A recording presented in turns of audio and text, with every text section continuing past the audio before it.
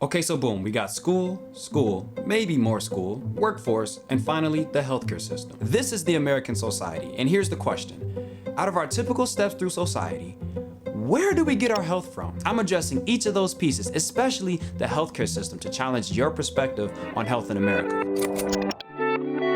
Alright, so boom, again, we go to school, you heard it before, we go to school, and what does it teach us? It teaches us how to be a good employee. Now, I'm not anti-school. Obviously, there's some very important, dare I say, vital social development, societal dynamics, and cultural etiquette that need to be learned, and school provides a unique avenue for that. However, there's no arguing that from our highly selective social studies class to basic algebra, there ain't no health to be found. Considering primary school, grade school, whatever you want to call it, and high school, what do we got? We got PE, physical education, and maybe a health class or two. Physical education, outside the installation of body awareness and growing more confident in our physical capabilities, you better run this mile under 9 minutes. And health class? Wrap your willy. That's what I was taught. It's a little different in college. In college, there's a whole span of courses that deal with stress management, nutritional science, and so on and so on. However, many people don't go to college, let alone take one of those electives. And then there's the workforce. In the best scenario, you're enrolled in a corporate wellness program that incentivizes you to get those 10,000 steps a day. Now, there isn't some kind of diabolic problem here, but I want to paint a picture. Outside of what the ordinary society teaches us about health,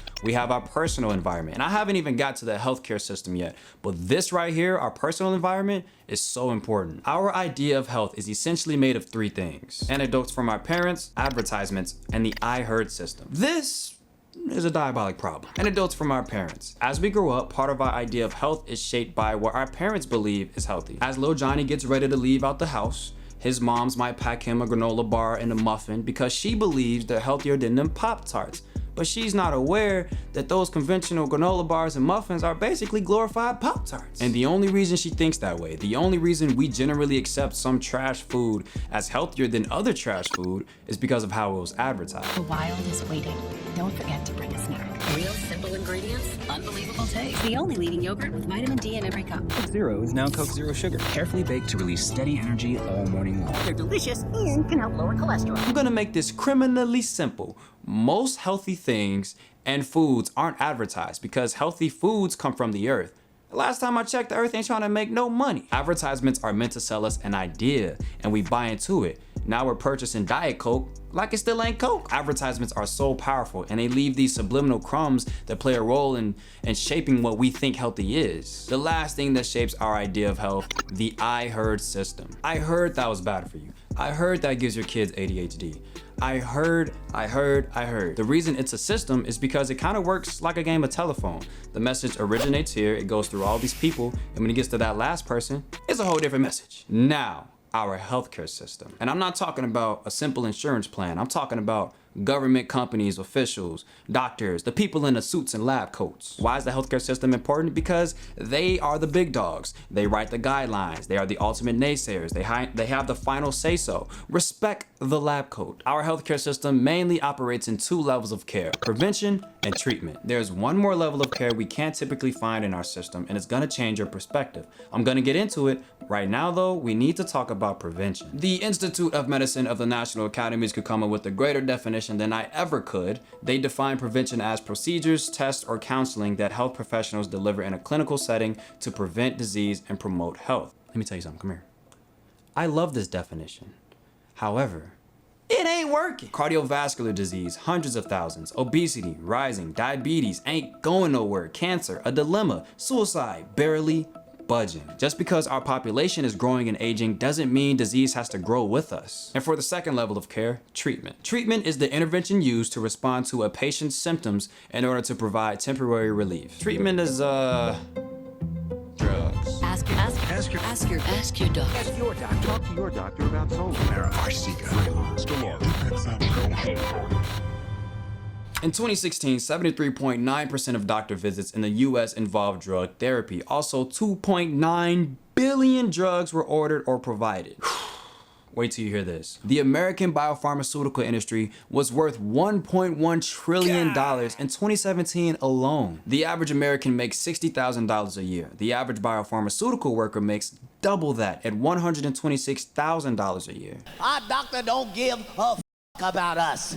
That is making money, and that is it. He is a drug dealer just like the drug dealers. Now, we can take a left turn here and talk about the corruption and monopolization of the biopharmaceutical industry, but that is a topic for another day. Quite literally though, I'm gonna make a video on that in the future, so, you know. I am getting ahead of steam here.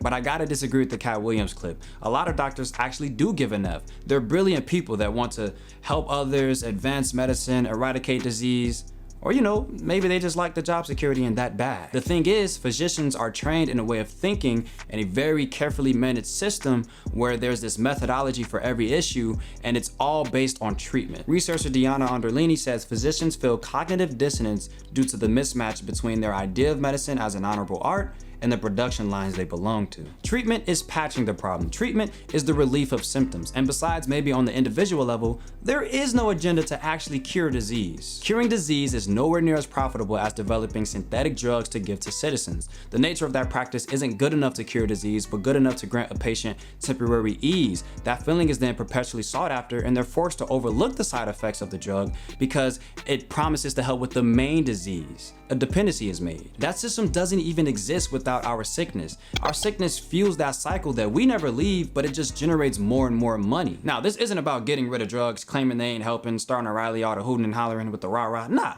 I'm trying to paint a visual of the system we're expected to be subject to. Medical error has a few definitions, and I think this one explains it well.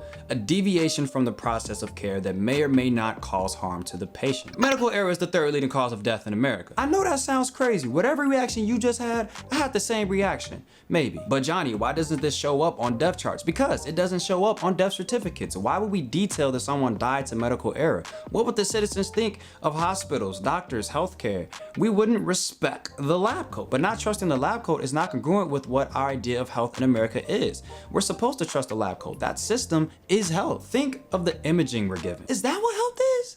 People be happy as ever in them drug commercials. Combine that imaging with the crazy rates of medicinal prescription with the idea that taking drugs is just normal at old age, and we have a system curated for our detriment. Now, we have to revisit the question, where do we get our health from? I can't speak for everybody, but I don't want to get it from this system. We have to raise the bar on our idea of health. Treatment, as we've seen, ain't helping nobody, and prevention sounds nice in theory, but our version of prevention has such an emphasis on the bad thing. It's really just, hey, don't smoke cigarettes, and don't eat bad food. Okay, so what am I supposed to do?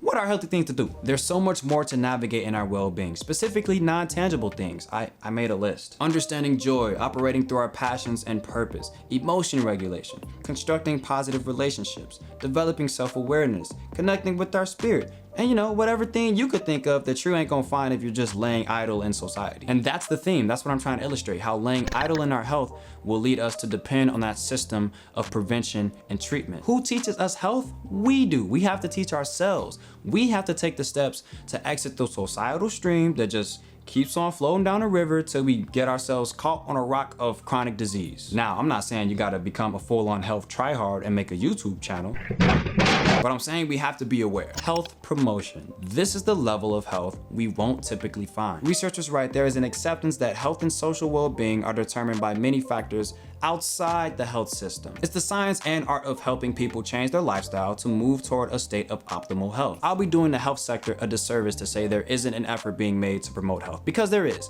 It typically comes in the form of counseling or even a poster in the hallway. It's our responsibility to be able to find legitimate, evidence-based health promotion, whether that's through a podcast, a good book, you trust a certain researcher. It could be whatever, because you ain't gonna learn it in school. Part of health promotion is a mindset shift. We're not doing this healthy thing to just prevent disease. We're doing this healthy thing because we want to have a better quality of life. One of the most successful health promotion interventions happened in Australia. It was a quit smoking campaign that reduced rates of smoking from 40% to 15.9%. A lot of these kinds of campaigns fail. What made this one special? This research noted how they used a holistic approach and how the primary health sector led the fight. General practitioners championed the cause. Now, this was outside the US, and it was mainly about stopping a bad practice, but it's safe to say this demonstrates a couple things. We can find more than just prevention and treatment in clinical routes, and physicians and practitioners have an immense amount of direct influence. I was working with an older gentleman, and after our exercise session, I asked him how he felt.